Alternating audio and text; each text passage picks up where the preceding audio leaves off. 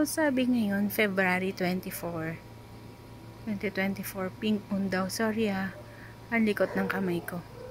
Pero gusto ko lang makita. Sabi nilang pink moon. Hindi makita ng gusto dito sa camera ko yung pero sa picture kaya ko siya. Ang likot kasi ng kamay ko. So, ayan. Tingnan natin kung makikita tong full moon. Dito natin konti. Sabi nila pink moon daw.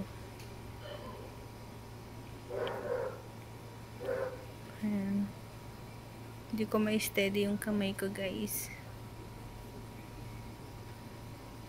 Pero tignan natin sa sa picture kung makikita. Kasi dito sa video cam, hindi ko ganong makita.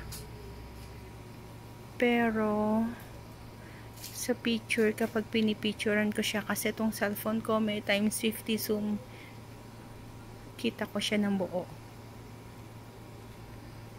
So ayan guys, I just wanna share sa inyo yung sinasabi na pink moon na yan. Nagtago na siya sa ulap.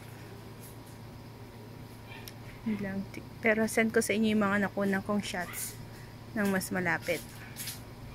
Ayan guys, nagtatago na siya sa ulap. Pero send ko na lang sa inyo yung mga nakuhanan kong picture through picture lang, hindi gantong video. Kasi dito sa video hindi ko siya makita. Ayan, nagtago na talaga siya sa ulap. So guys, sige.